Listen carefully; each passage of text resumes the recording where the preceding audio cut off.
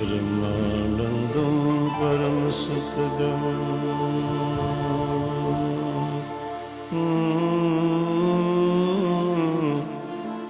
केवलं ज्ञानमूर्तिम्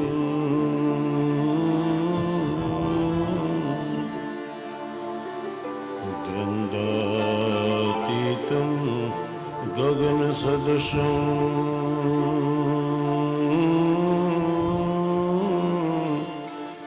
तत्त्वमस्यादिलक्ष्यम् एकं नित्यं विमलमचलम्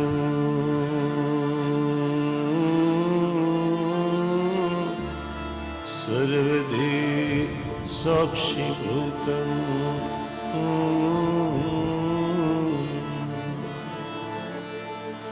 भावातीतं त्रिगुणरहितं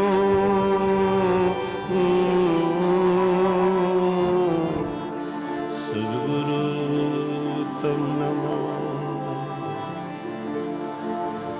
लम्बोदरं नमस्तुभ्यं सततं मोदकप्रिय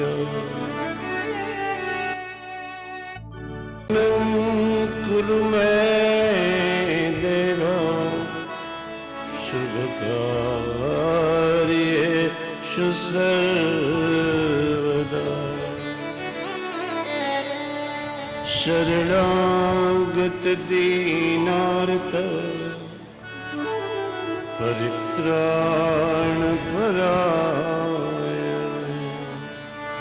सर्वस्यार्ति घरे देवी नारायणी नमोस्तुते।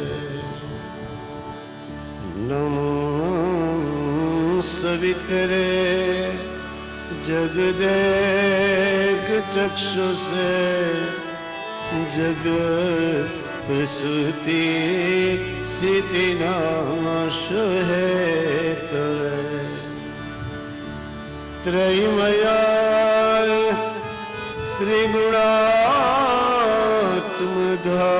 त्रिगुणात्मधारिणे विरंसि नारायण शंकरात्मा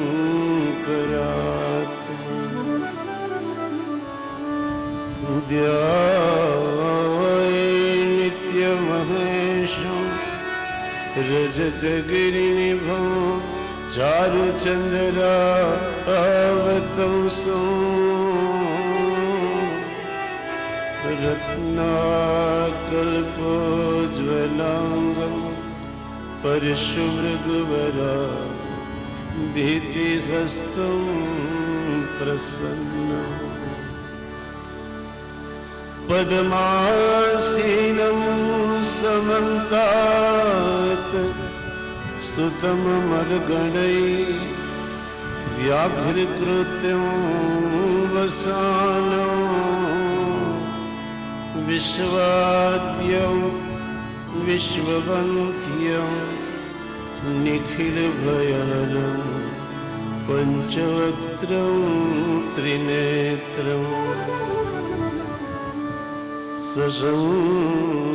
सशङ्खचक्रं सकिरीटकुण्डलं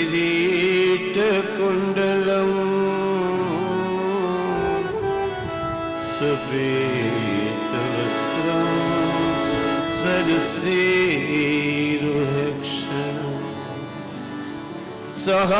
सहायवृक्ष सलकौस्तुभश्रियम् नमामि विष्णु शिरसा चतुर्भुजम्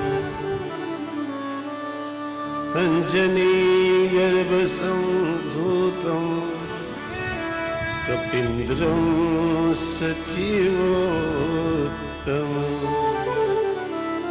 रामप्रियं नमस्तुभ्यं हनुमन्नु रक्ष सर्वदा योगीन्द्राय नमो तस्मै शुकाय ब्रह्मरूपिणे संसार सर्पदष्टं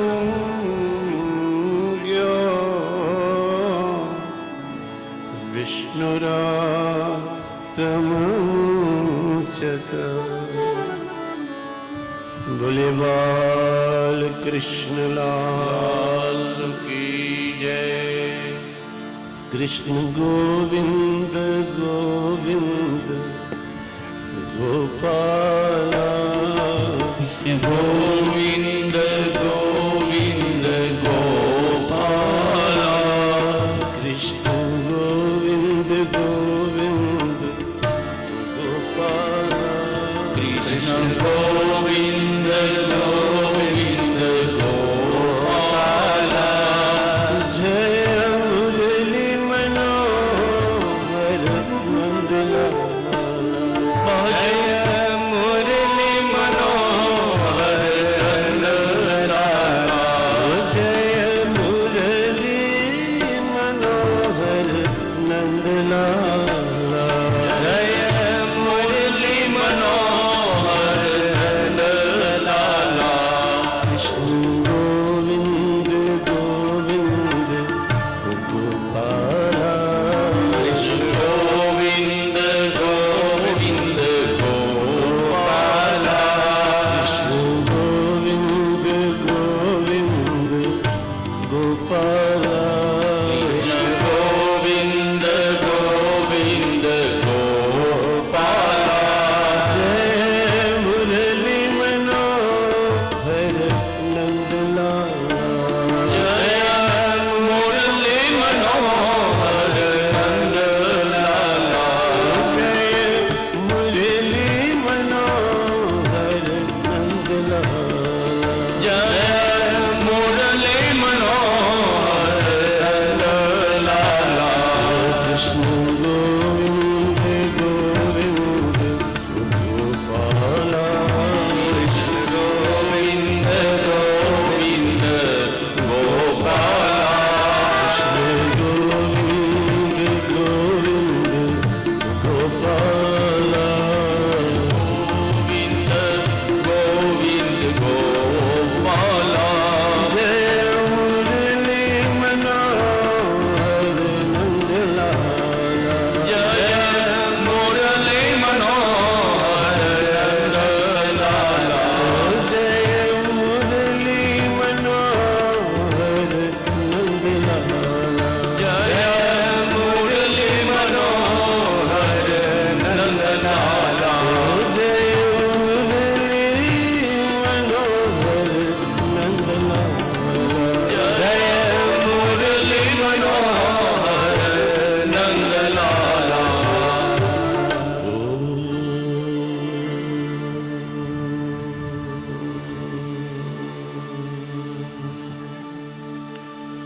श्री कृष्ण राधा वर्गो कुलेश गोपाथ विष्णु जिहवे पिबसवा मृत में देव गोविंद दामोदर माधवेति।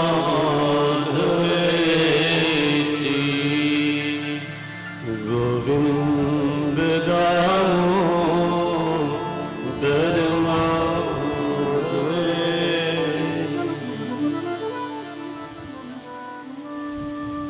ओम नमो भगवते વાસુદેવાય. રાસલીલાની અંદર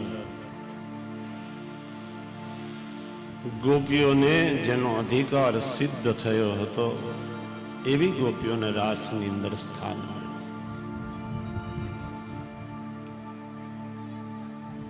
એ પછી અંબિકાવનની યાત્રાએ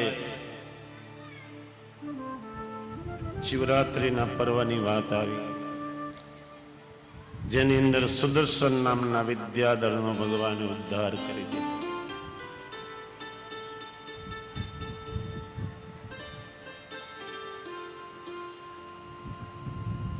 કોઈ એક વખત કૃષ્ણ અને બલરામ વ્રજાંગનાઓની સાથે રમણ કરી રહ્યા હતા.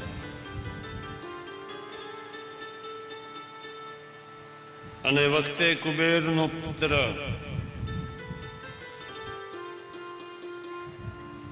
શંખચૂડ નામનો યક્ષ વ્રજની સ્ત્રીઓને ઉત્તર દિશા તરફ ખેંચીને લઈ જવા લાગ્યા. બંને ભાઈઓ પાછળ. પેલો યક્ષ ભાગ્યો. બલરામને સ્ત્રીઓની રક્ષા માટે રાખીને ભગવાન આ કુબેરના પુત્ર શંખચૂડની પાછળ પડ્યા. યક્ષને મારી મળી લઈને ભગવાન પાછા પધાર્યા છે.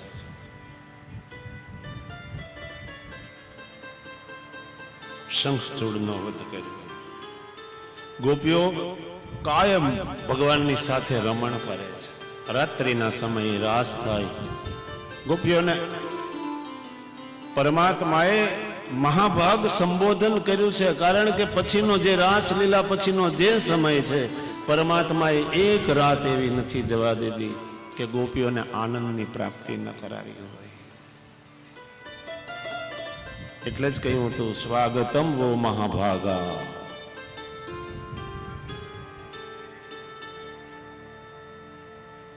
કૃષ્ણ લીલાનું ચિંતન કરતા કરતા ગોપીઓ તન્મય બને. યુગલ ગીત, વેણુ ગીતનો ભાવ અને કીર્તનોની અંદર જ્યારે પરમાત્માની સાથે મન લાગી જાય ત્યારે મન એ નિષ્કામ બની જાય છે. કારણ કે જેના મનની અંદર મનમોહન કૃષ્ણ આવીને વસે, ત્યાં કામ ક્યાંથી રહી શકે? મનુષ્ય જ્યારે નવરો પડે ને ત્યારે એના મનની અંદર પાપની વાસનાઓ, પાપના વિકારો આવે. મનુષ્યનું મન છે મરકટ જેવું, અને આ મનને માટે થઈ મનને વારવા કોઈ પણ એક મંત્રનો એને સંગાથ કરાવી દો. મન બાબરા ભૂત જેવું છે, શરીરનો નાશ કરી નાખે, મનને જ્યાં ત્યાં ન જવા દો. પરમાત્માના નામની સાથે સ્નેહ કરાવી દો. આખો દિવસ ગોપીઓ ઘરના કામ કરે, રાત્રે સગળી ભેગી થાય અને કૃષ્ણની એક એક લીલાઓનું ચિંતન કરે.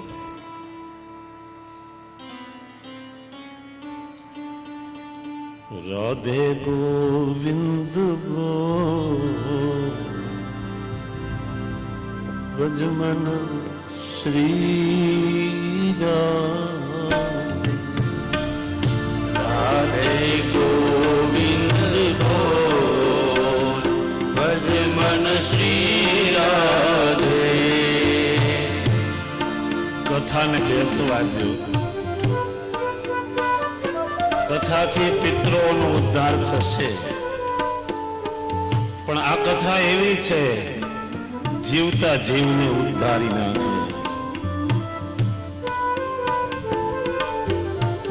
આપણે કથામાં બેઠા હોય, ખોડિયું આપણું અહીંયા હોય, પણ મન જ્યાં જ્યાં ભટકતું હોય. કથામાં બેસો તો બધી પ્રવૃત્તિ બંધ કરી દો, અને એમાં આગળ તો ખાસ, કેમ કે વારંવાર મારી દ્રષ્ટિ પડ્યા કરે. પરમાત્માની સાથે અનુસંધાન કરો.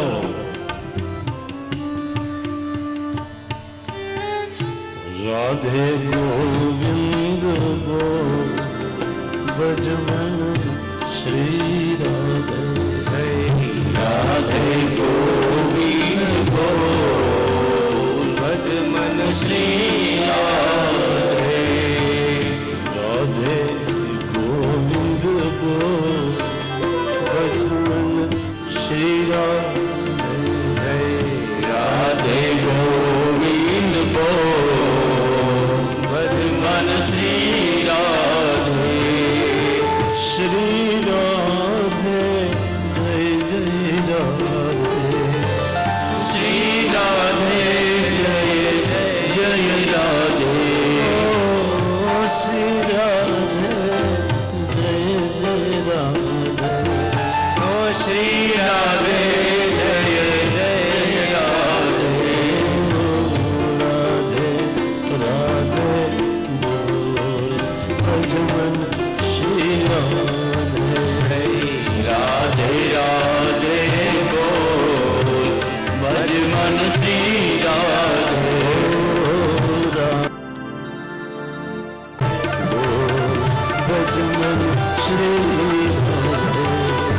રાધે રાધે બોલ ભજ મન શ્રી રાધે શ્રી રાધે જય જય રાધે શ્રી રાધે જય જય રાધે શ્રી રાધે જય જય રાધે શ્રી રાધે જય જય રાધે શ્રી રાધે શ્રી રાધે જય રાધે શ્રી રાધે જય જય શ્રી રાધે જય જય રાધે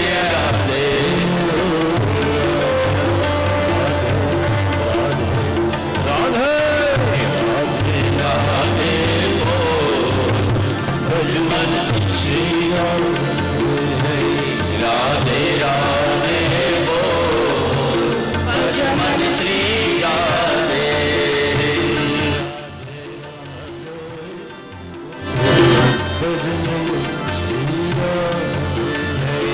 રાધે બોલ ભજ મન શ્રી રાધે રાધે રાધે બોલ ભજ મન શ્રી રાધે ભજ મન શ્રી રાધે ભજ મન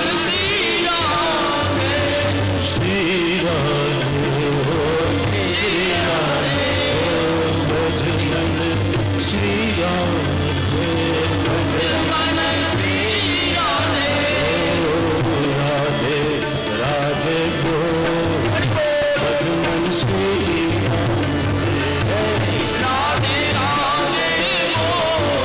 ભજ મન શ્રી રાધે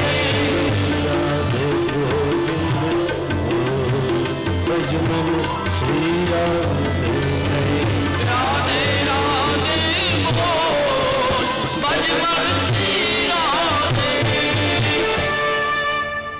ગોપીઓનો કાયમનો આ કર્મ છે અને એટલે જ ગોપીઓને ભગવાન એમ કહ્યું છે સ્વાગતમ વો મહાભાગા. આ ગોપીઓના ઋણની અંદર પ્રભુ રહ્યા છે. વૃંદાવનમ પરિતજ્યમ પાદમે કમ ન ગચ્છતિ. વચન આપી દીધું કે વૃંદાવન છોડીને જઈશ નહીં, પણ હવે એવો બનાવ બનવાનો છે.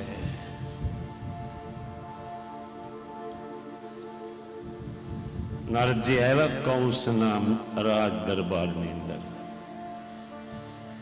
કંસ પાસે જઈ અને કહેવા લાગ્યા કે તું વસુદેવને ઓળખે છે? વસુદેવે તારી સાથે દગો કર્યો છે.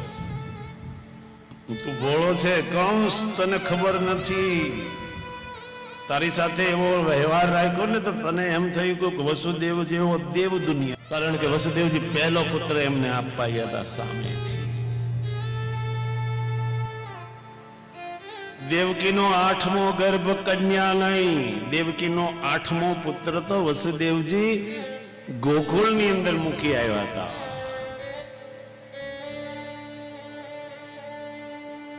જે દીકરી હતી ને એ દેવકીની નહીં, એ દીકરી યશોદાની હતી. આ સમાચાર હતા.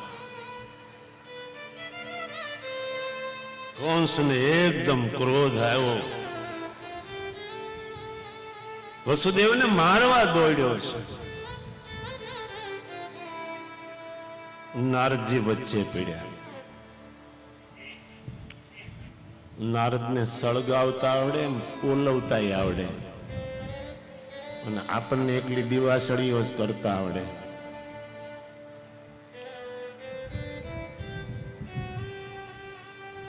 એ કે જો તું વસુદેવને મારીશ ને તો પેલા હાથમાં નહીં આવે. બળદેવ છે એ રોહિણીનો પુત્ર છે, દેવકીનો પુત્ર છે કૃષ્ણ, એ વ્રજની અંદર મોટા થઈ રહ્યા છે. આજે 11 વર્ષના થયા છે. તું વસુદેવને જો મારીશ તો એ કોઈ દિવસ તારા હાથમાં નહીં આવે, તો હું શું કરું? તો એ તારે વિચારવાનું.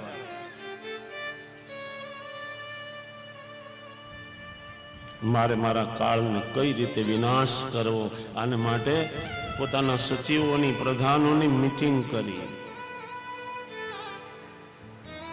પુરોહિતને તેડાવા આવ્યા કે શું કરવામાં આવે મારા શત્રુઓનો વિનાશ થાય. અને એ વખતે રાજ પુરોહિતોએ એને એક સૂચન કર્યું કે તમે યજ્ઞ કરો. 5 દિવસનો યજ્ઞ આવે, ધનુષ્યયાગ. એ ધનુષ્યયાગ જો નિર્વિઘ્ને પૂરો થાય તો યજમાનનું આયુષ્ય વધી જાય. યજમાનને કોઈ મારી ન શકે, યજમાનના શત્રુઓનો વિનાશ થાય. પણ જો એ યજ્ઞ અધૂરો રહે, યજ્ઞમાં ભંગ પડે, તો યજ્ઞ યજમાનનો વિનાશ કરનારો થાય. પુરોહિતની વાત સાંભળી પોતાના સચિવોની સાથે, પોતાના મલ્લો સામે, પ્રધાનો સામે દ્રષ્ટિ કરી કે મહારાજ કરો, અમે છીએ ને, યજ્ઞ ભંગ ન થવા દઈએ. અમારો પ્રાણ જાય ત્યાં સુધી તમારો યજ્ઞ ભંગ ન થાય.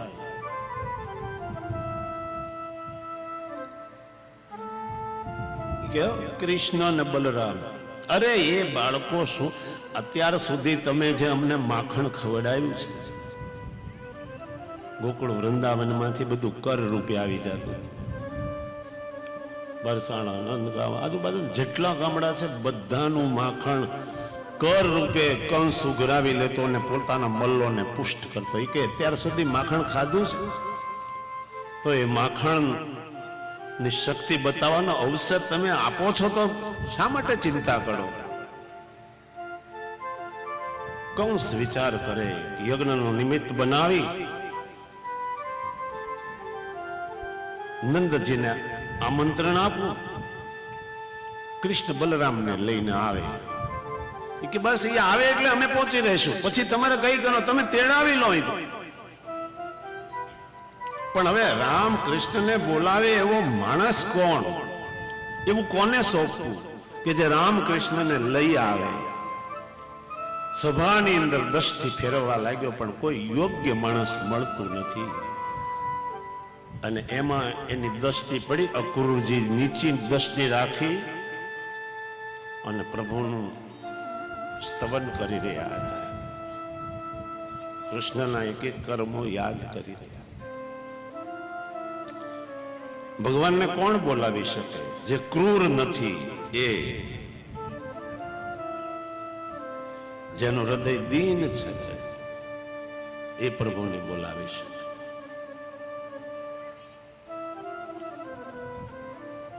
કંસે ઈશારો કરી અક્રૂરજીને નજીક બોલાવ્યા. અક્રૂર નજીક આવ્યા એટલે ઊભો થઈને વંદન કર્યું. કાકા, એક કામ કરવાનું છે. બોલ, શું છે? નંદના વ્રજમાંથી કૃષ્ણ અને બલરામને તેડી લાવવાના છે. નારદજી એમ કહે છે કે દેવકીનો જે 8મો ગર્ભ એ મારો કાળ, અને એ નંદના ગોકુળમાં, નંદના વ્રજની અંદર છે. તમે યજ્ઞનું નિમિત્ત બનાવી જાઓ, નંદને, કૃષ્ણ બલરામને સાથે લઈને આવવાનું કહો, એને તેડીને લાવો. આજે કંસ પોતાના કાળને નોતરું મોકલે છે. ક્યારે મરશું ને એવો બહુ વિચાર ન કરવો. જે કાંઈ જીવન મળ્યું છે ને એ સંતોષપૂર્ણ, ભગવાને જે સ્થિતિમાં રાખ્યા છે એ સ્થિતિમાં આનંદ માની પૂરું કરો. પણ આજે તો કંસને જાણે કે મરવાની ઉતાવળ થઈ હોય ને એમ પોતાના કાળને નોતરું મોકલી દીધું છે. ક્યારે જાણવાનો પ્રયાસ ન કરો ક્યારે મરી જશું. ભગવાને જે કઈ શ્વાસો લખ્યા છે એટલા જ લઈ શકવાના છે. બાકી તો ગમે એવી મોંઘી બોટલ લાવો ને એમાંથી એક પણ શ્વાસ લેવાતો નથી.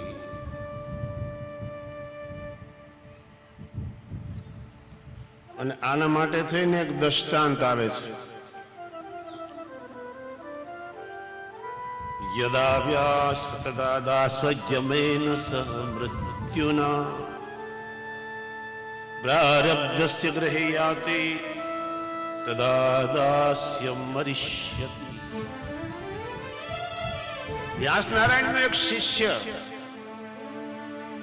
હવે વ્યાસનો શિષ્ય છે એટલે વિધાતાએ એને ખૂબ લાંબુ આયુષ્ય આપ્યું કે વ્યાસ ભગવાનનું કામ છે લોકોનો ઉદ્ધાર થાય એવા ગ્રંથોની રચના કરવાનું. એટલે એનો શિષ્ય જો લાંબા આયુષ્ય વાળો હોય ને તો ઘણા કાળ સુધી એ વ્યાસની સેવા કરી શકે. હવે એમાં કુમોતી સૂજી વ્યાસના શિષ્યને વ્યાસને વંદન કરીને કહેવા લાગ્યો કે મહારાજ કહો ને મારું મૃત્યુ ક્યારે? વ્યાસજી કહેવા લાગ્યા કે ભાઈ એ બધો વિચાર કરમાં, જે કઈ કામ છે કર. તો કે નહીં, મને કહો. કે એ હું નથી જાણતો. તો તમે તો ભગવાનનો અવતાર છો. એ કે ચાલ યમરાજાના મંદિરે જઈએ, કેમ કે આ બધો હિસાબ યમરાજ પાસે હોય, કોનું આયુષ કેટલું. વ્યાસજી ઉભા થયા, શિષ્યને ના નહીં કહી શક્યા. પોતાનો પ્રિય શિષ્ય છે, એનું કેમ દિલ દુભાવ. લઈ ઉઠીને ચાલ્યા.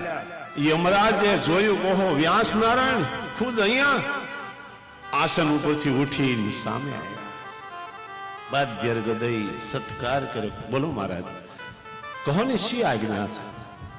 તમે કહ્યું તો હું આવી જાત. તો નહીં નહીં, આ મારો શિષ્ય છે દાસ, અને એને જાણવું છે કે એનું આયુષ્ય કેટલું છે. કે મહારાજ તમે આવ્યા છો પણ એ બધો હિસાબ તો મારા મંત્રી મૃત્યુદેવ છે એની પાસે.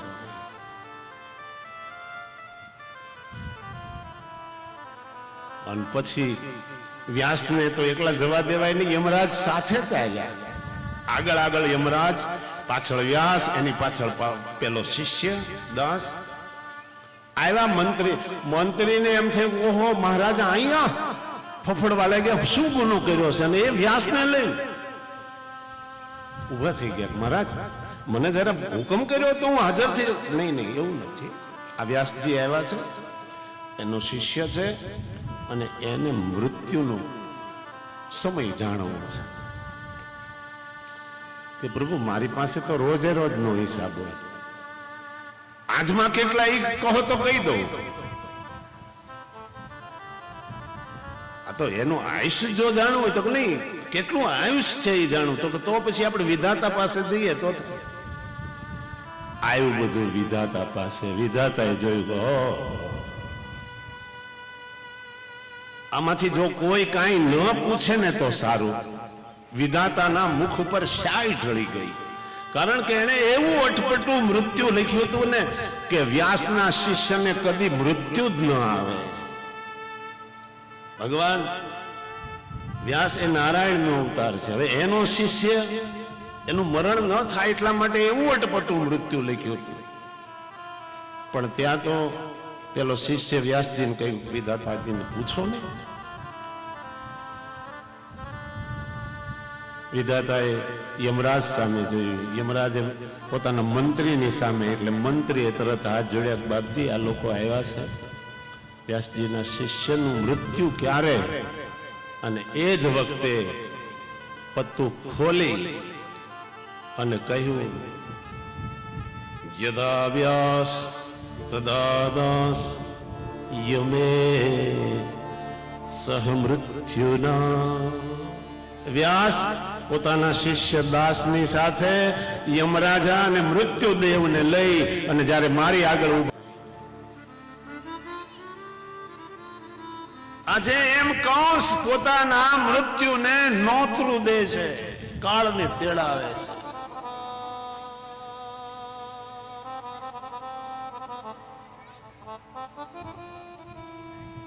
કાળ ક્યારે કાંઈ નક્કી નથી. આવશે કાળ ક્યારે કઈ કહેવાય ના. હે આવશે કાળ ક્યારે કઈ કહેવાય ના.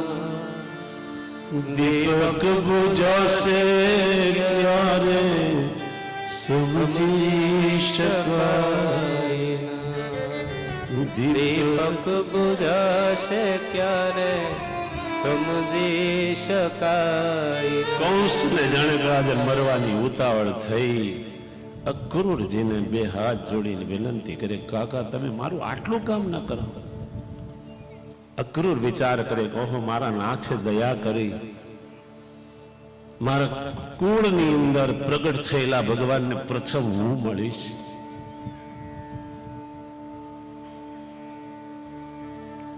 સુવર્ણનું રથ પોતાનું અક્રૂરને કહ્યું, મહારાજ આ લઈને તમે જાઓ.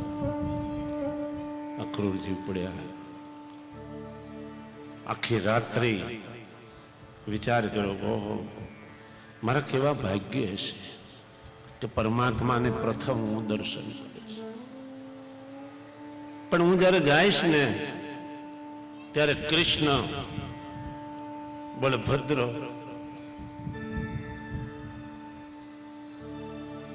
ગાયો લઈને આવતા હોય, ગૌશાળાની અંદર ગાયોની સાથે હશે. હું ત્યાં પહોંચીશ, દોડી અને કહીશ કે કેટલાય સમયથી વિખૂટો પડેલો આ જીવ આજે હે પ્રભુ તારી શરણે આવ્યો છે, અને જ્યારે મને કાકા નહીં કહે ને ત્યાં સુધી હું ઉઠીશ નહીં.